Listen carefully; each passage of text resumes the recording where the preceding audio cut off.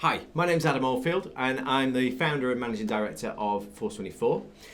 Today what I want to do is I want to talk to you about data segmentation, or lots of people call them lots of different things: marketing lists, segments, audiences, you name it. It's all the same thing.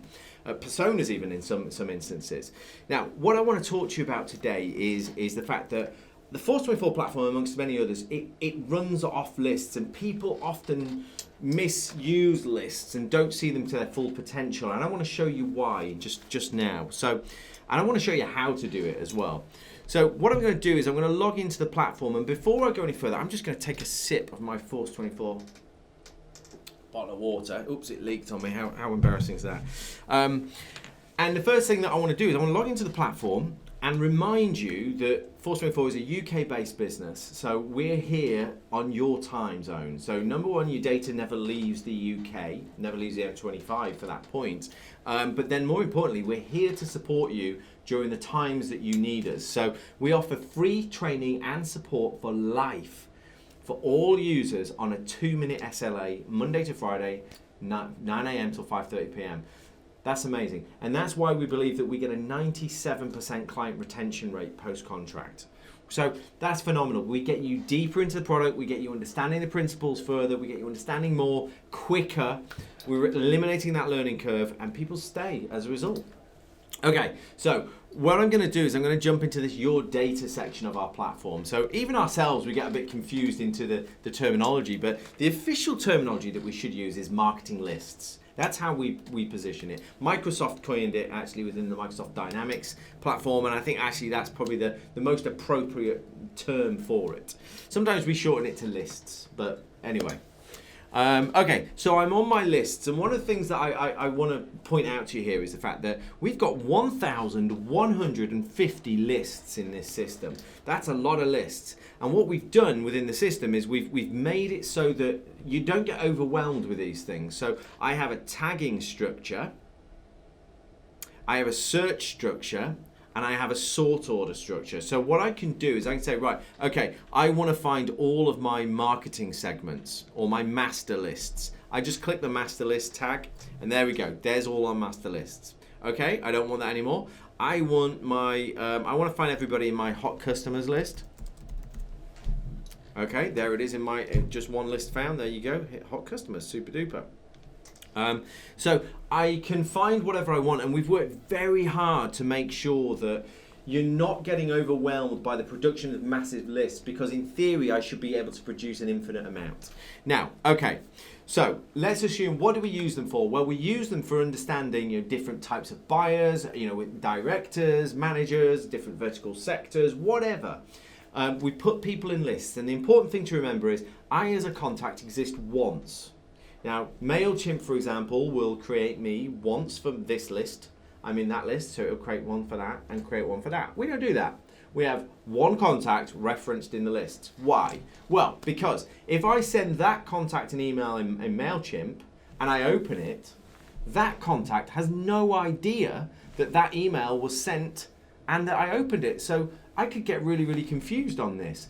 So an underlying data structure that says that it's one contact, one record, means that if I send it an email, doesn't matter which list I selected to send it an email, it's all reported back to that same contact. So it's really important. So, right, okay, what does that mean then? So here's one of the great things about our platform is the fact that these data segments are created automatically. They're populated automatically, which means that I may do something in CRM, I may visit a page on your website, I may engage with your content in a certain way, and the system will put me in a segment. And then if I cease to meet that criteria, it will take me out of a segment. Easy. But when I do that, now that's where it gets interesting, because then I've got segment evolution. So to create a segment takes me a second. I just create a new segment and I say, this is a new segment. I've probably already done one call. I'll just do that. There we go. So I've created a new segment. That's how easy it is. But I'm looking at an existing segment right now. I'm looking at hot customers, and it gives me this snapshot view across the screen where I can see 11,000 people, but I can see we've got only 7,818 active for email, but only 1,700 active for SMS. So I know we've got a weakness in that audience and we need to get more SMS in there, but it's nice for me to see that. one of the things that I can do, because this is an automated segment, I can actually integrate with Google and with Facebook. Which means that, let's say, I've just spoken to you today and I found out that you're interested in golf. And I put you in a golf segment, which is synchronized with Google and with Facebook. Google and Facebook now know that we know you like golf. So I can alter my bid strategy, my creative strategy, everything about you to fit the fact that you like golf. So I'm going to talk to you about golf in relation to my product, whatever it is. So I can take that offline data, that online data, everything, combine it together, put you in a segment and synchronize it with Google. I can save fortunes on paid search spend. It's amazing. Okay, so I've got that sync. The next thing is, right, most people, these lists are just a list. So let me quickly scoot down here. Most, in MailChimp, it's just a list. It's got the list of people that are in it. No. That's a big no. This is all about the stats. And let me show you what I mean by that. So here, I'm looking, let me scoot these back a little bit because this is important. I'm going to go back to May 2018. That's a year ago. Perfect. And I'm going to go backwards 3 or 4 months on these ones. So let me just go back. Here we go, October. And let me go back to October, there we go. Okay, right, okay, let me put some context to this now. What I'm looking at is an engagement timeline for an audience segment, okay? So let's pretend, well, not let's pretend, this is my hot customers. I can see seasonality in this base. That's interesting because like this right here, don't worry about what the lines necessarily represent, but just worry about, like this is busy. This is busy. This is dead. Why is that? Oh, well, look, because it's the school holidays. The last 2 weeks are the school holidays. Okay? This is dead. This is dead. Christmas is dead. But what I can do is I can put narrative to my email campaigns. Okay, so let's imagine I'm sending out an email and I take on board that I'm talking to my base, my hot engagers, every 2 days, 3 days, week, whatever it is. And every week, I get a different response rate. I get an open rate that can vary between 6% and 26%, right? Okay, so when I'm diagnosing the 6%, I'm saying, why? Why is that so low? One of the things that I don't take into account, or I haven't been taking, what's the audience doing? Are we on a massive slump right now? Is this really quiet time? What did it look like last year? So I can put narrative to the time of year, and let's not forget, our audiences are human beings. They might be corporate buyers of photocopiers, but they still go home on an evening and on a weekend, and they're influenced by human events. School holidays, Christmas, whatever. So what does it look like in terms of the last year's engagement, the engagement at present, but then the pièce de résistance?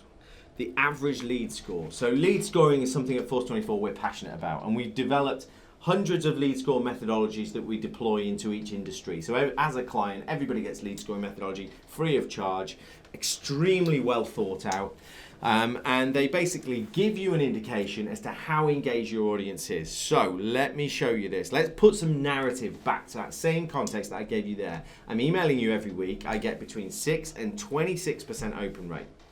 What's the problem? Okay, well, the blue line here represents how engaged my audience is. We call that the audience report. So this is the average lead score, the numbers that are added up onto everybody's head for how they engage, when they open emails, click pages on the website, where they go on the website, all the various different points, how they get to the website, all of these things create scores. So when they've added them up, we divide it by the number of people and we get an average. And we plot that every night at midnight. That gives me a chart to see whether the audience is going up in engagement or down in engagement. And what I want to show you about this is this helps me understand that my one-off ad hoc emails or my constant emailing, I get bored. As a consumer, I get bored. And I can get what's called inbox lethargy. And inbox lethargy is I can't be bothered to unsubscribe, but I'm also not opening. And that's damaging you. That's hurting you. Now, what I can see here is that we've got this nice, comfortable layer of engagement here, which then drops like a stone. Guess when? Christmas. And look how long it took the marketing team to get that rapport back to where it was. That's like nearly 3 months. 2 months? 2 months. 3 months, whatever. It's quite a long time. So it drops like a stone and it takes a long time. So when I'm doing my weekly email communications in this period, and I'm like, why is my open rate at 6%? It's because the audience rapport has not yet been established. And if I don't know that, I'm going to continue on irregardless, irrespective, whatever the word is. If I do know that, I can start to react to that. And what we started to do here was we started to notice this. We got these little ups where we've gone, whoa, yeah. And we start to really be engaging. We amp it up in terms of engagement and free stuff. We can't carry this on forever. We haven't got the energy and the budget to be always giving away great free stuff. So we amp it up and we get you into this point. And here, at this point, when the audience is at this point, things change. Everything changes. In fact, before I get there, we've got a magic line in this business which says lead score of 22 points and above, the audience is acceptably engaged. When it falls below 22 points, it's dead. It's weird. It's so weird. Email open rates are low. When we ask you to download guides, it's low. Generally audience sort of participation is low. When it goes above that 22 points, it's high, disproportionately high. So our objective is always, whoa, we're coming down here, pick it back up. We've got to go engaging, we've got to start hitting it hard. And that because ultimately talking is what generates relationships. So we talk to you when you want to listen to us. And we detect when you want to listen to us, and we put you in a segment, it says you want to listen to us, and we talk to you. And when you cease engaging, we take you out of that segment. So that's the power of segments, all done automatically. So anyway, I'm still on lead score. So I know where my audience is. I know seasonality isn't impacting us, but what I can see is that we've got a low engagement. Maybe we did go through a spell of bad content. I mean, that's painful. It's possible. Hard to accept as a marketeer that we produce bad work, but it's totally possible. The next thing is member count timeline. So as a marketing, one of the things, I've said this for years now, I believe that the value of your business will be based on metrics like this. How many of your customers do you know? How big's your prospect base? How engaged are the prospect base? These are the things that quantify brand.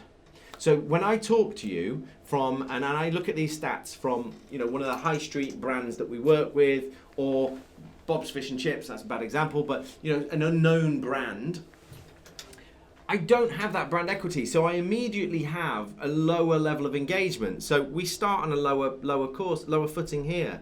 So this is what's helping me understand what the difference is of value of brand. If I could give you that as a value of a report to say, look, that's how much our brand is worth. That's what it's there for, and in the future that's what it would be. So, but what I'm also doing is I'm looking at the member count timeline. I'm looking at how I'm growing the number of contacts within my database, and I see I started this period 9,000 people in October, and I've managed to grow it to 11,500 people into this month. But I can see I've got a nice steady curve up, no big dips. Now that's the total number of people in this segment automatically put there by the system. The green line represents the active for email and the red active for SMS. You can see here, dropped off a cliff. I don't know whether we did something there in terms of we killed a load of phone numbers or what, but we've got a big disconnect. Now, here's the thing. Every email I send, every email has got an open rate, a click rate, a bounce rate, and an unsubscribe rate. It's the laws of physics. So for every bounce, I lose one of my active contacts. For every unsubscribe, I lose one of my active contacts. So every day, I need to make sure that I'm not killing more data than I'm collecting. So what I can see here is I've got a relatively healthy relationship here, two parallel lines. Sometimes it goes down a little bit and we address it. We understand that we've gone down, and we understand we might have said something that's not as engaging, therefore we address it and we focus on the audience as to what they want to know. But I can see genuinely that's good and healthy. Now, if that blue line was going up, the green line was falling off a cliff, I'd be worried. And the thing is, as a marketeer, where I'm being pressured by sales for better leads, more output, more outcome, then you know what? Where do I go? Where do I turn? Do I just turn to my campaign open rates? No, because there's no insight there. I turn to segment reporting because it tells me where the opportunities exist. It tells me that, the segment, my lapsed customers, 3 months not purchased, is engaging at quite a high rate. Maybe I should try and move to a commercial model for selling to them. So I'll start trying to sell on email. Very rare, don't do it often, but if the lead score's high enough, you can do it. So it helps you spot segments. Relying on the open rates and click rates, it's just like saying it's hot outside or it's cold outside. It doesn't say what it's going to be in the future. It doesn't say where it's been. It doesn't say whether it's windy. It doesn't say whether I should go out in shorts, t-shirt, whatever. It's like, it's so black and white and so vanilla. This is where it's at. Now, another thing that I want to show you, there's loads of great stats on this dashboard, which, you know, I think is really, really powerful. But this is the bit that I want to show you. It's at an audience level, at a segment level, I'm showing you the opt-out subscription preferences for this audience. Now, this is a customer segment, so we would expect low numbers here. But by telling you what people don't want to see, I can invert that to see what people are more likely to want to see. So I can see here, is there one I do? Grants for marketing and product news and automation news. People don't care about. Like I say, the numbers are a little bit low here because this is a customer segment. But you know, if you were to say thought leadership, that is the least opted out of piece of content. So what does that tell you? Do more thought leadership. Brilliant. Again, for me, that's a really obvious win. I think, having the opt-out subscription preferences on a segment reporting page is such an obvious thing. Never seen it done before. Never seen it done, but I think it's super easy and super obvious. So a lot of people say to us, yeah, but one of the things that we want to do is we want to build our own dashboards. Why? Why?